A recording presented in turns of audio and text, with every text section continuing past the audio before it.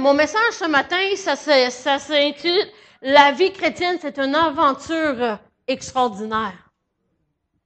Et on doit la vivre, cette aventure-là. Savez-vous qu'on a juste une chance sur cette terre? One shot. Une fois. Puis comme on vieillit, comme les années, c'est qui me disait cette semaine, ils ont eu 30 ans, là, en tout cas. Puis ils disaient, oh mon Dieu, je suis tellement vieille.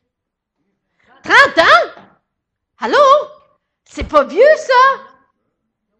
Ouais, c'est ça, on va le prendre de 30 ans. Non, mais on a une fois, une shot. Puis il faut pas la gaspiller.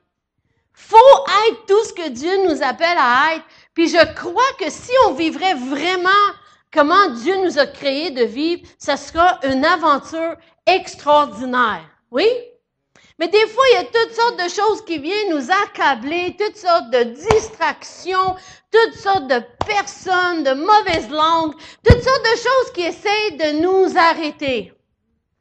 Et des fois, des problèmes de la vie. Y en a-tu qui ont déjà eu des problèmes dans la vie? Ouais, hein? Ça arrive. C'est sûr. Jamais. Le Seigneur il a dit, vous allez avoir des problèmes, vous allez avoir des tribulations, mais je suis avec vous jusqu'à la fin du monde. Alors, on doit dire, OK, Seigneur, parce que des fois, quand on est dans les problèmes, quand on est dans la tempête, on dit, Dieu, il est pas là. Dieu, il est pas là. T'es où? Y en a-tu qui ont déjà dit ça? Quand il y a des problèmes, puis ça vient tellement fort, tu dis, Seigneur, t'es où? Je suis pas dans la volonté de Dieu. Ça se peut pas. Where are you? Puis là, on a un exemple parfait dans la Bible. Dans Marc 4, 35 à 39. Parce que je vous dis là, la Bible nous enseigne comment vivre. Tout. Le mariage, le célibat, tout. Ça dit ici, ce même jour, ce jour-là, OK, le mien était à BDS, en tout cas, ce même jour, sur le soir, Jésus leur dit, passons à l'autre côté, à l'autre bord. Après avoir renvoyé la foule, parce que Jésus avait des foules toujours autour de lui, il l'amènera dans la barque où il se trouvait. Il y avait aussi d'autres barques avec lui. Tout le monde dit d'autres barques. OK, on va laisser encore. D'autres barques, OK? Il y avait d'autres barques avec lui. Il s'éleva un grand tourbillon. Et les flots se jetaient dans la barque, au point qu'elle se remplissait déjà. Et lui, en parlant de Jésus, il dormait sur un coussin. Ils se réveillèrent et ils lui dirent, « Maître! » Ses disciples étaient avec lui dans la barque, hein? C'est comme, « Allô? T'es-tu là? Qu'est-ce que tu fais? Tu dors! Tu vois pas la tempête? Tu vois pas l'eau qui rentre dans la barque? Tu vois pas qu'on est en train de faire les premiers whitewater rafting? Hein? C'est toute une aventure, ça! Le bateau, les barques, c'était pas une croisière, là, de Love Boat. C'est une barque, là. Puis là, ils sont en train de bouger comme ça, puis ils vont réveiller le maître. Puis ils disent, ne t'inquiète pas-tu de ce que nous périssons? Des fois, quand on est dans des problèmes, on dit, mais Seigneur, tu t'inquiètes pas pour moi? Tu vois pas qu'est-ce que je passe à travers? Tu vois pas les mauvaises langues qui s'élèvent contre nous? On donne de l'amour puis on reçoit comme ça? Tu vois pas que ça fait 6 mois qu'on veut un travail? Réveille-toi! Comme eux ils ont fait, réveille-toi! Maître. S'étant réveillé, il menaça le vent. Oh, en anglais, ça dit « He rebuked the wind ». That is so awesome. Il menaça le vent et il dit à la mer, « Silence, tais-toi ». Et le vent cessa Et il y a eu une grande calme.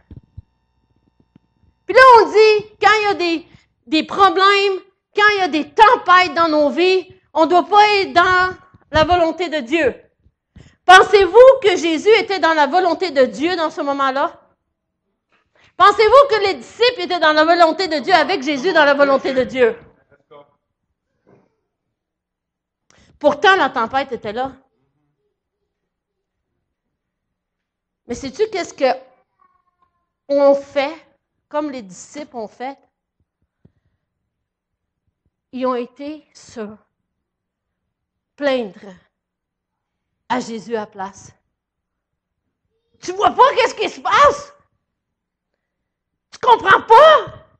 T'es où? Qu'est-ce que tu fais? Tu dors! Y en a-tu qui ont déjà dit ça? Est-ce que tu dors, Seigneur? Es-tu là? Hein? Juste moi, hein? Thank you. Merci, Seigneur. Vous prierez pour moi. Est-ce que tu dors? Comme eux ont fait. Pourtant, ils marchaient avec Jésus. Ils voyaient Jésus faire des miracles. Eux, ils en ont fait aussi. Puis là, à ce moment-là, la tempête était tellement grande, ils ne savaient plus quoi faire. Alors, qu'est-ce qu'ils ont fait? Ils ont été réveiller le maître. Mais vois, ça ne te dérange pas qu'on va périr? Allons, tu dors, comment? Qu'est-ce que ça de Dieu, c'est ça? Hein? Mais on doit réaliser que quand la tempête, elle vient, oui, on est dedans. Mais au lieu de faire comme les disciples ont fait, on doit faire comme Jésus a fait. Il a menacé le vent. Il a dit à la tempête, silence, tais-toi. La parole dit qu'il nous a donné autorité sur toutes les puissances de ténèbres. J'aurais dû avoir un Amen avec ça. Jésus, il dit, qu'est-ce que moi j'ai, je vous le donne. On a l'autorité sur toutes les puissances, tous les esprits malins. Toutes. Parce que plus grand est celui qui est en moi que celui qui est dans le monde. Et qui vit en nous? Jésus. Quand tu es né de nouveau, quand la première fois tu dis, Jésus, rentre dans mon cœur, pardonne mes péchés, deviens mon Seigneur et mon Sauveur, tu es né de nouveau. C'est pas que tu sors du ventre de ta mère une deuxième fois, puis merci Seigneur pour ça, mais tu es né de nouveau de l'Esprit. Et il t'a délégué toute autorité. Il t'a tout délégué pour qu'on puisse l'utiliser. Ça se peut que quand la tempête elle commence, tu pleures. Moi, ça m'arrive. Mais à un moment donné, tu dis, enough is enough. Assez, c'est assez. Que ce soit un esprit de contrôle qui vient contre toi, que ce soit un esprit de slander. How do we say that? Quand les gens, ils te rabaissent, slander en anglais. Lis cet esprit-là. Je lis cet esprit-là de critique et de murmure, puis je le chasse. Au nom de Jésus. Toujours au nom de Jésus. OK? Pour pas faire comme les 7 frères là, de Shiva, que eux autres, ils chassaient ici, par le Dieu, le Jésus que Paul connaît, etc. Puis les esprits ont sauté sur eux. Ils sont partis tout nus et blessés. Alors, on ne veut pas faire ça, puis on ne veut pas voir ça non plus. Hein? On ne veut pas le vivre non plus. Alors, on doit faire comme Jésus dans ces moments-là. Quand la tempête elle vient, lève-toi. Lève-toi, puis marche, puis dis, assez, c'est assez. Vous croyez que Jésus était dans la volonté parfaite de Dieu à ce moment-là, dans cette barque-là? Alors, on est dans la volonté de Dieu. Mais les tempêtes, ils vont venir. Mais c'est à nous de dire, non, je prends mon autorité comme fille ou fils de Dieu. Vent, I rebuke you in the name of Jesus. Tu cesses maintenant. Parce qu'une des choses que l'ennemi, le diable, il déteste le plus, c'est des chrétiens radicaux pour Dieu. Il va attaquer ceux qui ont un appel sur leur vie. Il va attaquer ceux qui ont un cœur pur. Il va essayer de nous rabaisser. Il va nous faire paraître que nous, on n'a pas l'affaire. Alors, on doit prendre qu'est-ce que Dieu nous a donné. La Bible dit qu'on ne combat pas contre la chair et le sang, mais contre toutes les puissances de ténèbres qui sont dans les lieux célestes. Ça veut dire qu'il y a des puissances de ténèbres qui essayent de venir contre nous. Il y en a-tu qui ont déjà ressenti ça? Mais il y a l'Esprit de Dieu. Je répète, mais il y a l'Esprit de Dieu. Je répète, il y a l'Esprit de Dieu qui vit en nous. La Bible dit que si celui qui a ressuscité Christ entre les morts vit en nous, combien plus que nous, on va faire des choses radicales. La vie chrétienne devrait être une aventure extraordinaire. Pas quelque chose où est-ce qu'on traîne la patte puis on fait dur. Mais une aventure extraordinaire. Dieu a mis dans chacun de vous ici des dons, des talents, des choses. Peut-être même il y en a ici que vous avez un livre à l'intérieur de vous. Que Dieu se dit, tu vas l'écrire un jour. Peut-être vous allez avoir une entreprise qui va faire des millions de dollars, puis des puits comme ça, là, vous allez être capable de dire, moi j'en veux, au nom de mon entreprise, 10. Imagine? Des millions. Alors, on doit dire, Seigneur, tout ce que tu as mis en moi, utilise-le. Alors, Dieu nous a donné le pouvoir et l'autorité sur les puissances et d'écraser toutes les forces de l'ennemi. Il dit dans Luc 10, 19, Jésus qui parle encore, il dit, « Voici, je vous ai donné le pouvoir de marcher sur des serpents et les scorpions et sur toute la puissance de l'ennemi, et rien ne pourra vous nuire. » Je répète,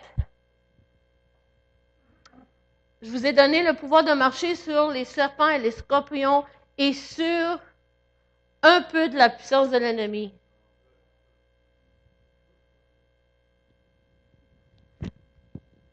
Juste un petit peu. Hein? Qu'est-ce que ça dit, là? Sur toute la puissance de l'ennemi.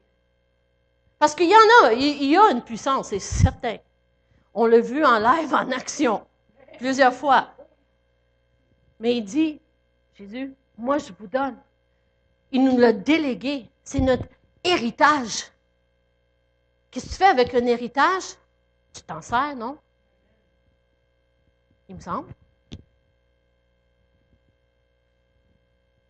Alors il dit, sur toutes les puissances de l'ennemi, rien va vous nuire.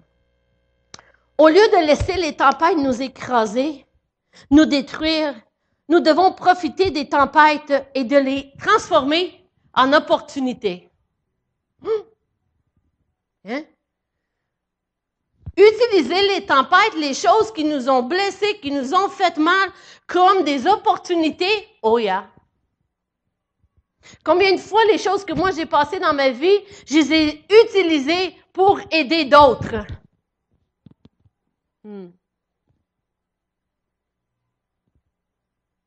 Moi, je sais c'est quoi, dans beaucoup de choses. Et j'ai pris ces tempêtes-là qui ont essayé de m'écraser, me tuer, m'égorger.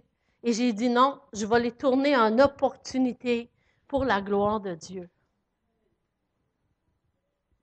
Je sais c'est quoi d'être marié puis tout de suite être dans le ministère. Je sais c'est quoi que si on n'avait pas Dieu avec nous tout le temps, on ne serait plus dans le ministère. Je sais c'est quoi. Après toutes ces années-là. Je sais c'est quoi qu'on aurait pu dire, on lâche tout. Dieu, toi je t'aime, mais ton peuple, des fois pas trop. Yeah. On aurait pu faire ça. On aurait pu dire ça. Puis on aurait eu toutes les raisons du monde de le faire. Mais comme on dit, I'm still standing. Une chanson qui me vient à la tête, mais je n'irai pas là. Vous autres aussi, hein? I'm still standing. En tout cas, c'est ça. Alors, il faut les tourner, ces tempêtes-là, dans des opportunités. Des opportunités de dire, tu as essayé de m'écraser? Moi, je vais utiliser ça, puis le tourner pour quelque chose de bien. Amen? Amen? Qui ici, il n'y a jamais personne qui a parlé contre toi?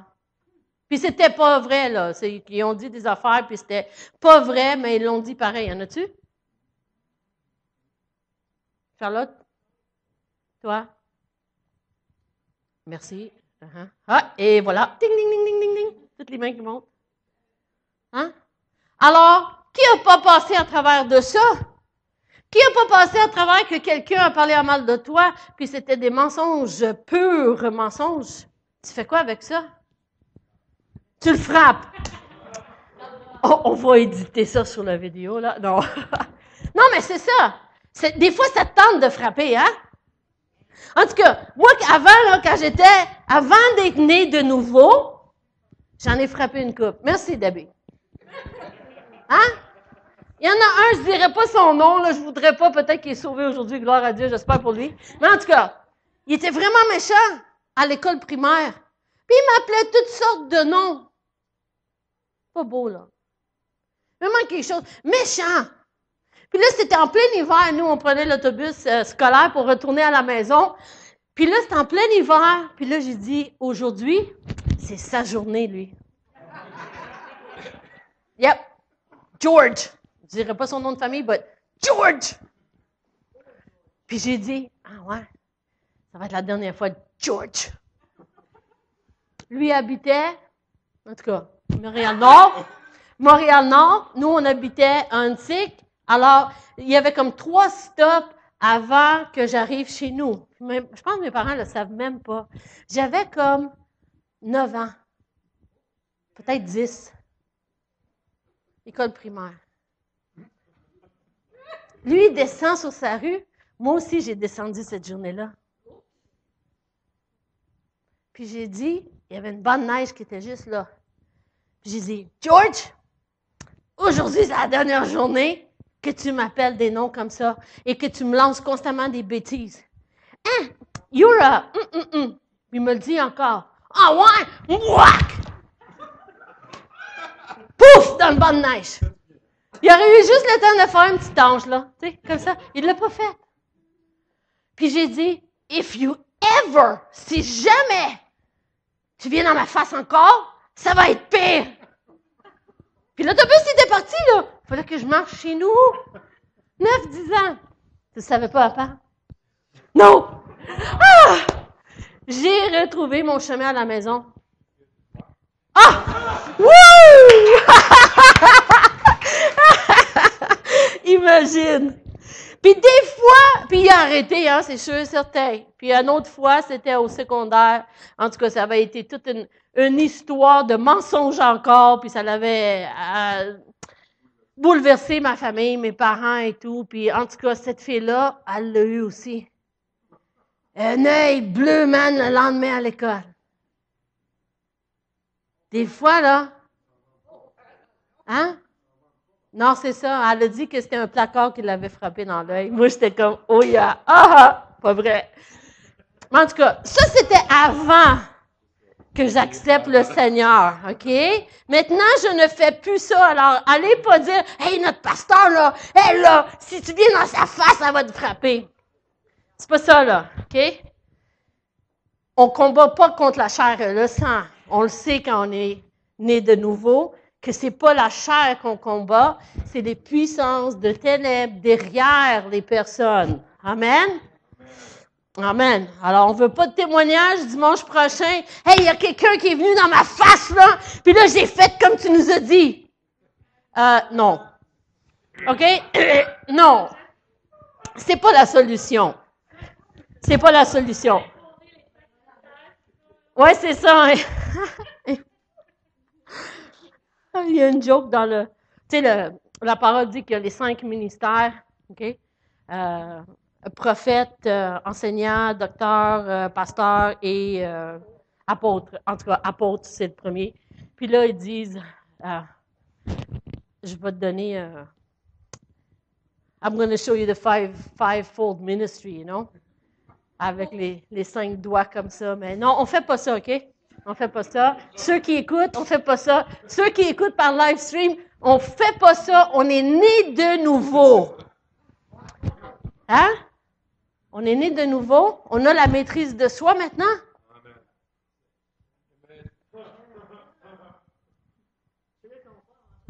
Amen. Alors, on prend nos tempêtes qui essaient de nous écraser, puis nous devons profiter de ces tempêtes-là et les transformer en opportunités. Amen? OK? Alors, le premier point, c'était quoi? C'est que des fois, on pense parce qu'on est dans la tempête et on a plein de problèmes qu'on n'est pas dans la volonté de Dieu. Oui, on l'est, mais on doit faire comme Jésus. Et lui, il n'a pas dit, il sait pas. Imagine-tu si Jésus, ils vont le réveiller, puis là, il se lève. Oh mon Dieu, qu'est-ce qu'on va faire? OK, bon, le bateau il coule, le leader il a coulé avec, là. Hein? Imagine s'il aurait fait ça. Qu'est-ce qu'on fait? Check le vent. Écoute le vent. Oh my God. Hey, check toute l'eau qu'il y a là-dedans. Puis qu'est-ce qu'on va faire? Oh non, on est mort, on est fait. Qu'est-ce qu'on fait? Si Jésus aurait fait ça, on ne peut pas faire ça. On doit imiter Jésus. Jésus s'est réveillé. Il a vu qu'il y avait une tempête. Il a vu que le vent et les vagues. Mais lui, qu'est-ce qu'il a fait? Il a dit, tempête, tais-toi. Hein? Alors ça, c'est le premier point. Et le deuxième point, c'est de prendre ces tempêtes-là et les utiliser pour qu'ils soient transformés en opportunités.